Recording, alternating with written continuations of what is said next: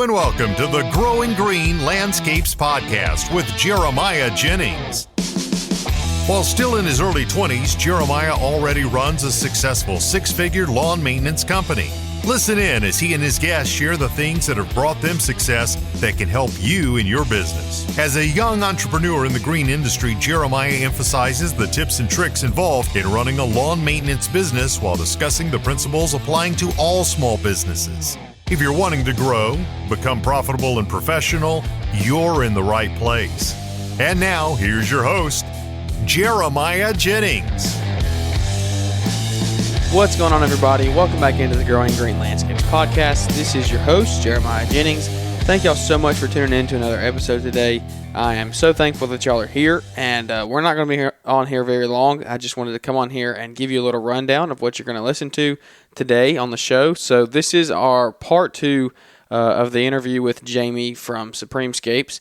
He is based out of Ohio. He has I would say a large size landscaping company. He does full service stuff. We cover a lot of that in the last episode. So if you missed that one, go back and catch up on that one first before you tune into this one, and the puzzle will fit together. So this is part two, and in this part, Jamie really jumps into the company culture part and the business side of how he's profitable, the way that he does things.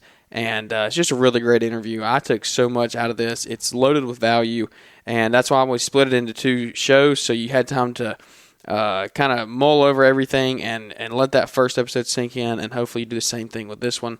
So if you need a refresher, go back and listen to that other episode that was released on Friday of last week, and then jump right into this one, and I think you're going to get a lot out of it. So with that being said, we're just going to go ahead and jump right in today. I hope you all enjoy the show. If you do, leave those ratings and reviews, and I hope you enjoy this one as much as I did. So here we go. Like we bought a shop. We've built it out to what we need it to be. We just put an offer in on the property next door, which is just a residential house. We're going to gut that whole house and make it an office, and then we're going to put up a 50 by 100 pole barn behind it. And at that point, that's headquarters, baby. It's headquarters, man. Yeah. And I couldn't tell you what the next step is, like material bins, fuel on site, like all the stuff that we hear, Caleb, Amon, and H. Ward, like all the stuff that Andy Mulder, like we hear all these guys, like all the efficiencies that they talk about, like having material on site, and all that stuff will be happening in due time once we do that. And then at that point, I feel like we'll have a business model that I don't have to be in on the day-to-day. But I'll still need to lead it from a culture perspective and like a CEO perspective. Mm-hmm. I'll need to come in and bang the drum and still lead the wagon. But and you'll always be working on yourself, even though you're not in it every day. You'll still be learning how. That's one thing I heard the other day was you have to learn to lead yourself before you can lead someone else. And if you didn't learn to lead yourself along the way, then how are you going to lead your production manager or the guys that are now on the computer time?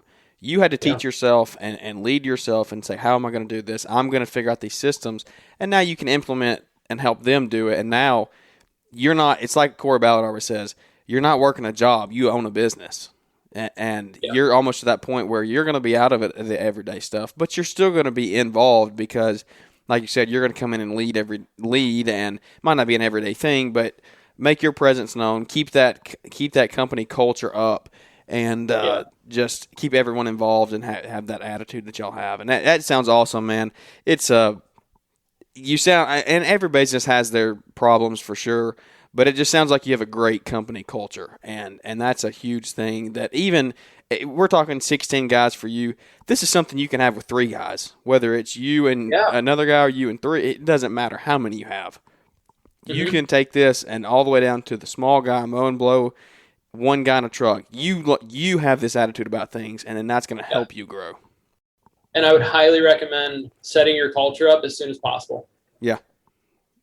Because what you're trusted with, I think that God's given us a lot to be thankful for and to be trusted with. So I think I'm expected, I'm expected to take care and shepherd what he's given me.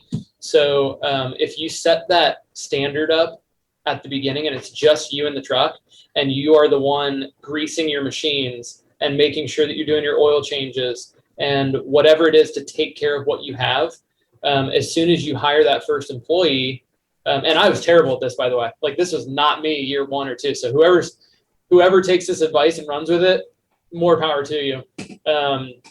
Cause I was like, I was in school, I was working full time and trying to start a business. And then I dropped out of Cincinnati State. I was doing horticulture and business management and just couldn't do it. I hear you. Totally, 100 and something hours a week. I just couldn't do it between work and school. And so, yeah, man, I mean, like setting your culture early. We just now did it like 2 to 3 years ago. Like we really hammered down, and tried to figure it out because we got a lot of personalities that can sway the feel of the company. And the ones that sway it in a negative direction are no longer here. They just get fired organically. Everybody it's like you're just the sore thumb. Like they just don't fit in they don't fit in the puzzle anymore. They're the piece that doesn't fit. You just like trying to put not like the other. Exactly. So super cool for me to hear this. I mean, just how you have this culture. And it's something that if I end up scaling one day, I want to implement this stuff, and hope my business is as successful with the culture part as yours is. So let's kind of go off into something else. Your business coach, you talk about him quite a bit, and I've heard some good things and bad things, and this is something I've heard Caleb and Brittany talk about on their podcast. Is Caleb is never been a big fan of throwing his money away. Well, quote unquote, he's throwing his money away to a business coach just to tell him what he knows what he should be doing. How do you take it, and what is your advice to someone who's out there? Maybe you don't want to scale. Maybe you just want a successful business. You want 5 or 6 employees, and you want the good company culture. And but I mean, most of us, we're solo entrepreneurs starting out. You start young. You don't know how to lead. You don't know how to run 5 or 6 guys, and I'm sure when you got to that point, when you hired your coach on, just kind of talk about him. Do you think it's crucial to your business? Is it just an added asset? How does it?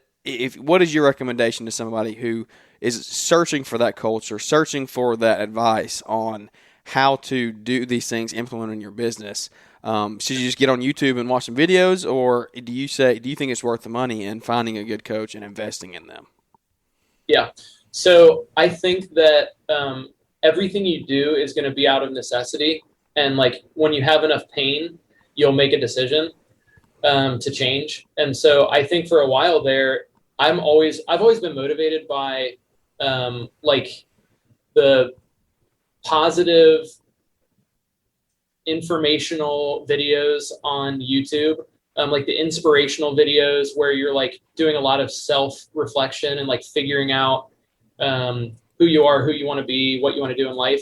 And so through that, I gained enough confidence to make a lot of decisions business-wise, and get to the point where we are.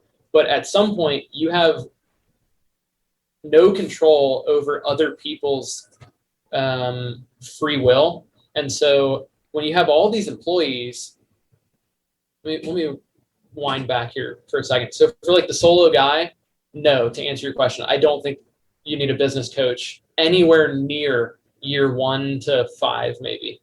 Because I think if you're an entrepreneur and you're being successful, I think you kind of have what it takes. Like we're a rare breed. And if you've decided to step out and do that, I think you can probably figure it out if you figured it out this far.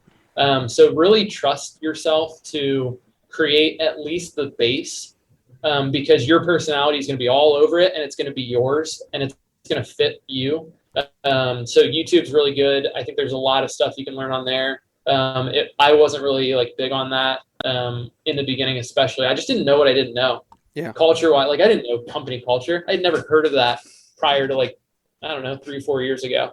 So at some point, the pain became so great that we had to figure something out.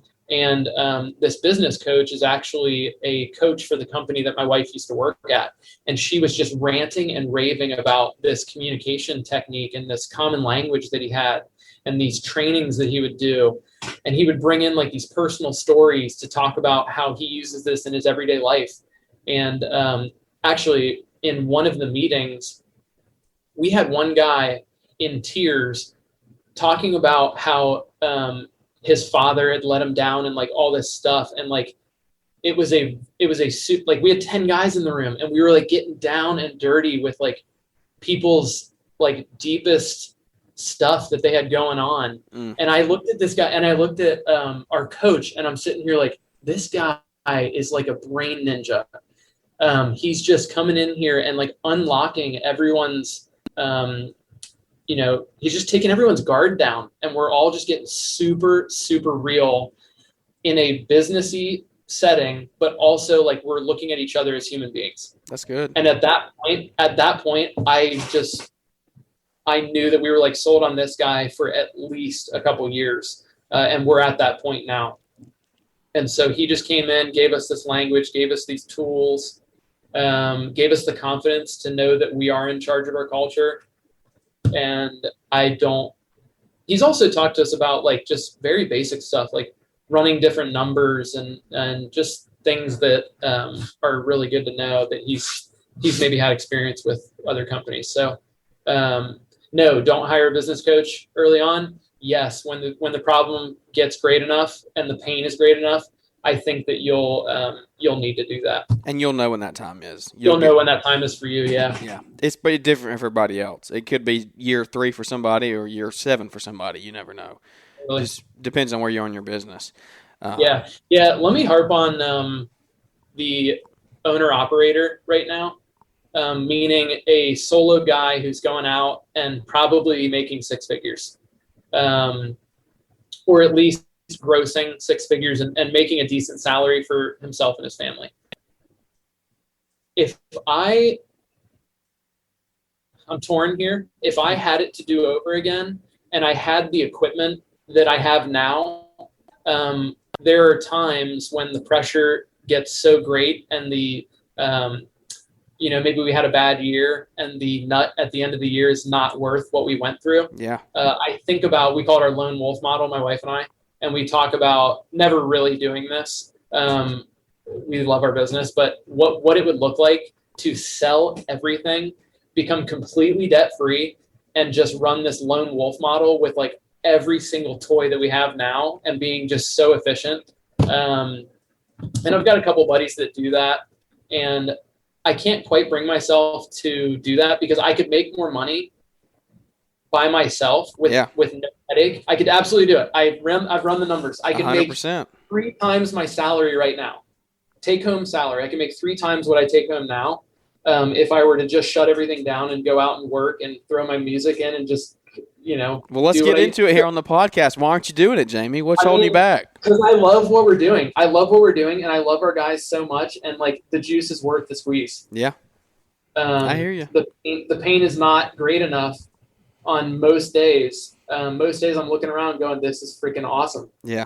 And I can totally do this indefinitely for the next 5 to 7 years, which is our game plan. And then we'll reassess at that point and kind of renew our mental contract with my wife and I and say, okay, yep, let's do another 5 or whatever. Yeah.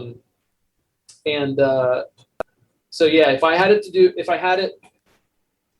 it over again, or the chance to do it over again, maybe I would have stayed smaller. Maybe I would have just stuck with like 1 or 2 services. Like there's a guy down the street from us who just does lawn mowing. Like his whole business is lawn mowing. He's got 6 lawn mowing crews, and he just specializes in that. Yeah. And so he's got this really great business model where there's no guessing. It's what he does. You just go mow grass. It's the same thing. He knows it very well. You just mow grass. Yeah. And there's nothing, guys see these Instagram reels and it's like, oh, these patios and like whatever.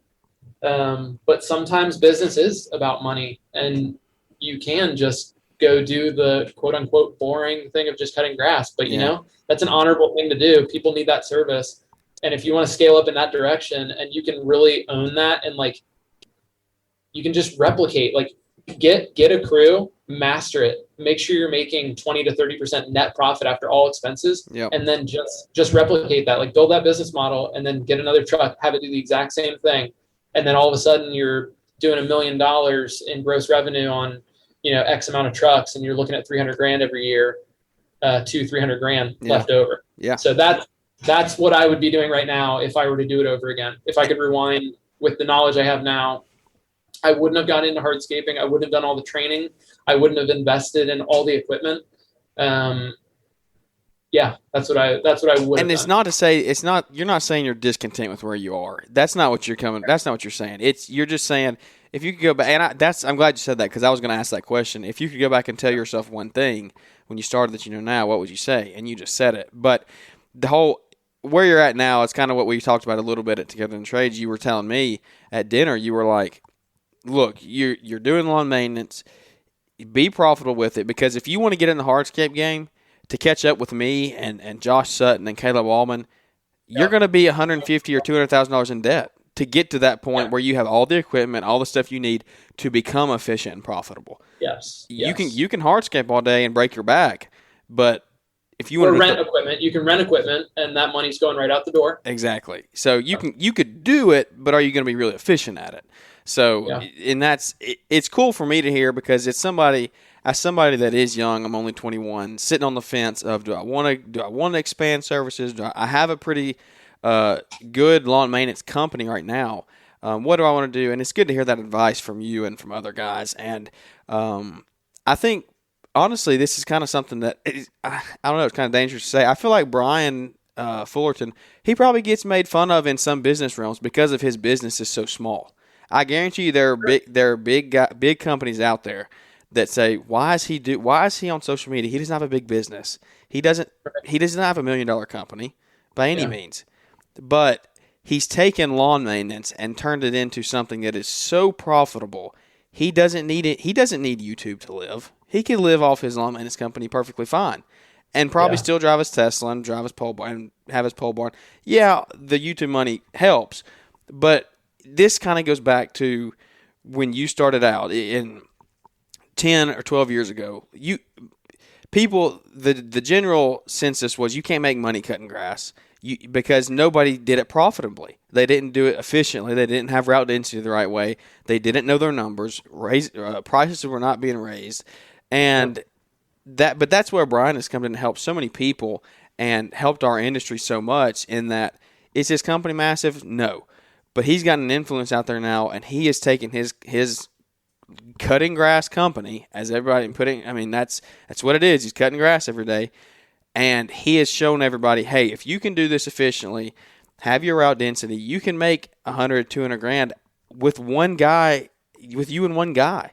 Like that's up until this year, he's had him and one guy.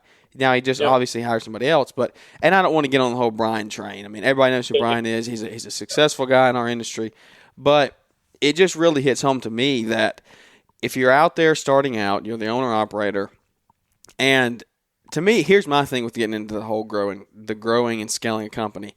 So many headaches come with that. Just because I know business owners that have gone in different companies, not even the green industry, but it's what you just said. At the end of the year, it wasn't really worth making what you made when you could sit at home and have a smaller company and become more profitable. And that's where I'm at is, do I want to get it super efficient?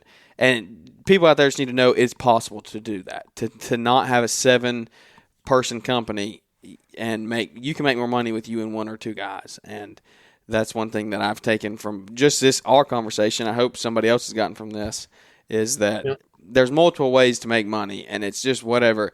It really boils down to what is your passion in life? What do you want to be a leader to 7, 10, 12 employees, or do you want to be a leader and a mentor to your 1 or 2 guys that works with you every day? And both are honorable. Exactly. There's both are. It's really interesting. Like you grow a business, and the overhead gets to a point where you need to keep growing the business. Yeah. You can't stop because you don't.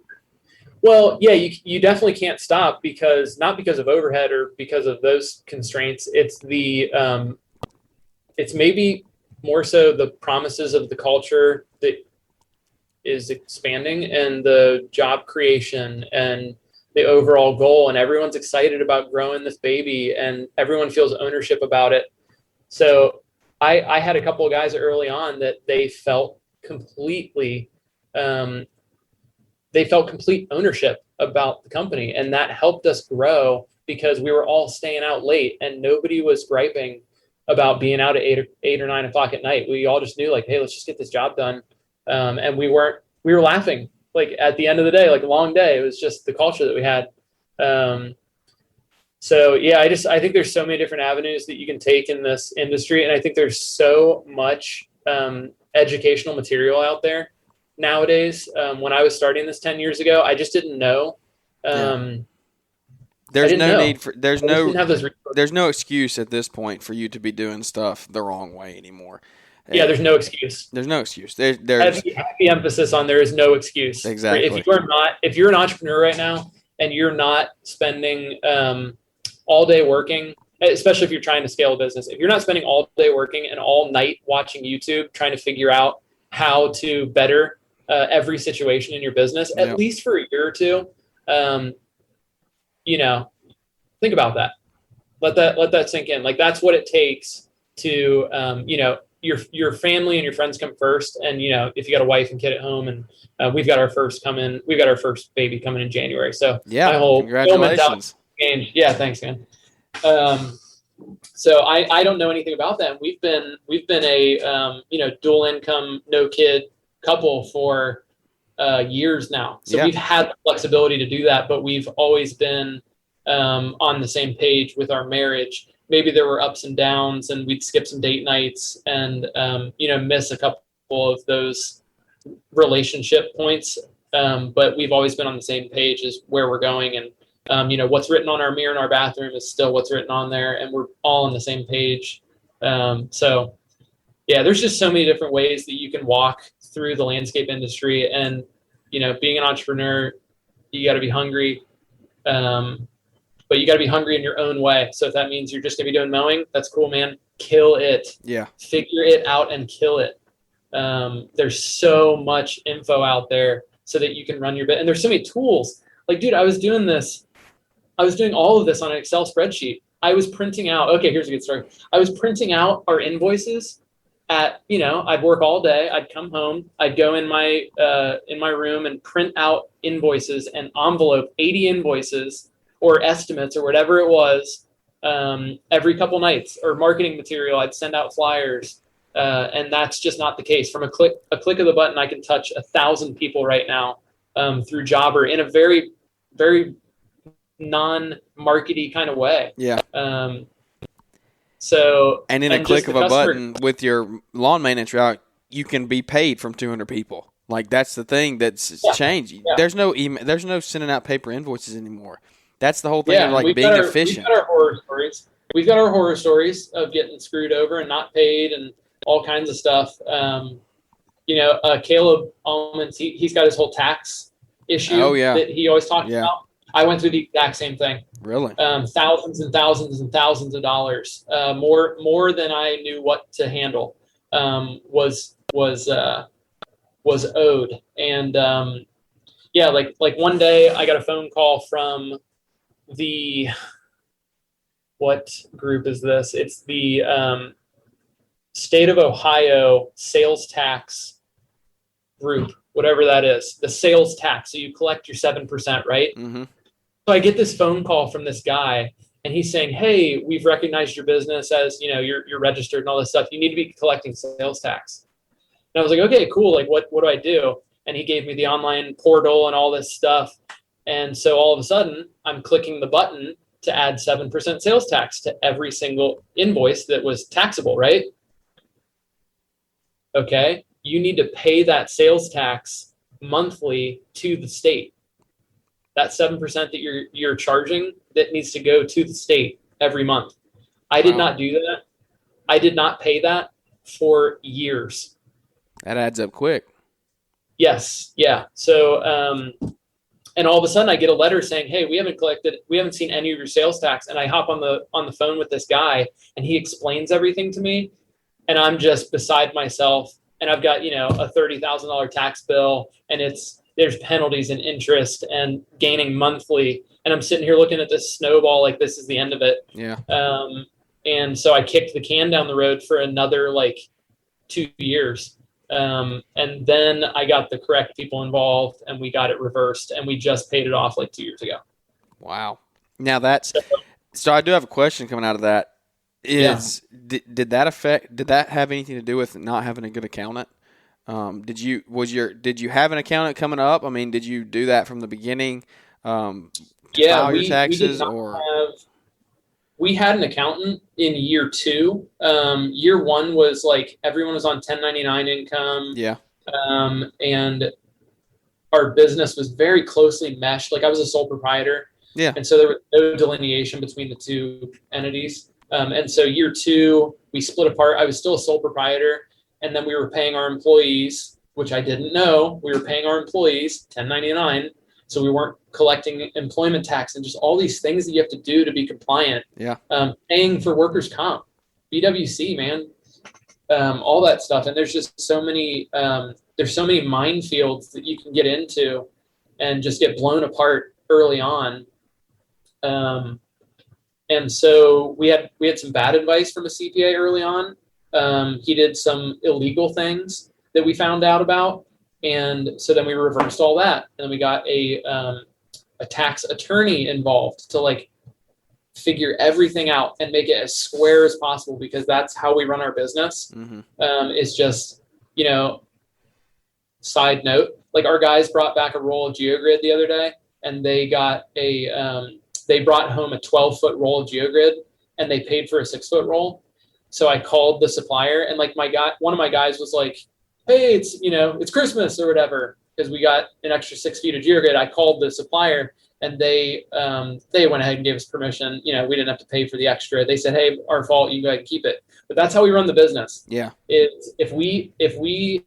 If there's something that's just not right with the experience that I have, I like to sleep at night. So you just do the right thing, and you square away everything that needs to be squared away. And if you break something on a customer's job, you pay for it. Yeah. And if it means that you broke even on that job, it doesn't matter, because they're going to be happy. And your name's communicate and tell them you did it. Out of the mud. Yeah. Yeah. So everything we do now is on the up and up completely, to the best of our ability, to the best of what we know. We're not tax professionals, but we've hired tax professionals. Yeah. You surrounded yourself and your business with the people necessary to fix those things. And that's. Yeah, man, I cut grass. Like I'm not we have a tax strategist now, now that we have a lot of just moving parts. You got to figure out how to, yeah. Yeah, so he figures it all out. We pay him monthly to figure it out, because he's very good at his job, and he keeps us compliant and keeps us with all the updated, like when COVID came through, they were doing COVID relief payments, and we would have never known to do that. So we were just doing all that and just taking advantage of all those things. And I don't think you can do that when you're small. It's not as easy, because you're really in the business. Instead of working on the business, you're working in the business. You're literally picking up a weed eater every day. So it's really hard to capture some of that, some of those, whatever tax advantages or whatever you have going on. So it's one of those things but there's no need for you to be trying to figure all that stuff out. You hire that out and let the professionals do it, because if you sit back and try to keep up with all that stuff, that's 8 or 10 different tax stuff you got going on. You got your employees, you got your workers' comp, you got all that stuff. Something's going to get messed up in there, and you're going to end up paying for it 3 or 4 or 5 years down the road. So it's better up front to just do it right the first time. Hire that service out that you don't know what you're doing. Let them take care of it. And you might, it's going to be an expense. It's going to be an added expense to your business, but it's going to pay off in the long run, because you're not going to be paying years of back taxes like you were just saying. Your sales tax, that's stuff that you would have figured out early on if you had your tax strategist. And you said can't do it when you're small. To an extent, I agree with that. You can't do it when you're small, but it needs to be a priority as soon as you can make. As soon as you are physically able, you need to be figuring that stuff out. And that's stuff that I'm figuring out personally in my business, is being here in year 3 is meeting with the accountant more regularly, getting them to help you with your bookkeeping to keep all that stuff classified the right way. And don't take stuff. It's something I heard on the Green Grind with Corey Ballard's podcast the other day. They were talking about they used to have credit. I don't know if you've heard this, but they used to have him and his partner would set themselves credit card limits to spend out of the business. They would have $1,000 a month they could each spend on whatever they wanted, and it would just come out of the business. Well, they hired a accountant, and she came in, or CFO. They hired a new person to do their financials, and she came in and she was like, "Why are you doing this? This is so illegal." And they were like, "Well, this is just credit card statements." Like, she was like, "No, no, no, no, no. If the IRS comes after you and gets audited, you're going to be screwed over because you're pulling stuff out of the business that's not supposed to be coming out of the business because this was their personal stuff. They were just taking it." And she was like, "Look, here's what we're going to do. You're not going to have to lose your $1,000. All you're going to do is you're going to say, hey, we're going to take this and put it in our owner draws. Instead of using it on that credit card, just draw yourself an extra $1,000 for each of you. Then it's completely legal. Everything is fine when you get audited." And that's one of those things that when you're starting out like this, I'm personally going through that stuff of learning to take owner's draws the right way and not just spend the business credit card and use that on your personal expenses. Because when you get audited, if you're in business for 5, 10, 15 years, it's going to happen. Yeah. When you get audited, if that stuff doesn't match up and it's stuff that it's of no fault of your own, you didn't know what you didn't know, but you're not a professional at that, hire the professional in to save you that you're going to spend the extra money up front, but it's going to save you that money down the road so you don't get caught with your butt. With your, I don't even know what the term would be, with your tail up your butt, because caught with your pants down, whatever. There's multiple ways to say it, but it's just one of those things. Like add it into your business, make it an extra expense that needs to be in there because it's going to save you a lot of money down the road. Yeah, man, that'll get you tied up really quickly if you don't have that stuff under control. Yeah, it's It's a crazy thing. It's a crazy world out there. There's a lot of stuff to keep up with when you're running a business, and it's stuff that I'm learning every day. It's stuff that you've obviously done for the last 8-10 years, and it's really cool to hear how you've gotten to the point where you are. It's inspiring for sure to say, "Hey, I just put my nose down and just grind. I can get to this point." If that's your goal in life, my personal goal is not to do that. I don't want to have a 10-person company. I don't want the stress that comes with that. That's fine. But if there's somebody out there that's listening to this and you're at that point, you're 22, 23, or you're 30 and you're starting out, if you want to do it, go for it. Here's the pieces that we just talked about. There's multiple pieces in here. Implement it in your business and go for it. But, hey, we're going on an hour here. I don't want to be super respective of your time.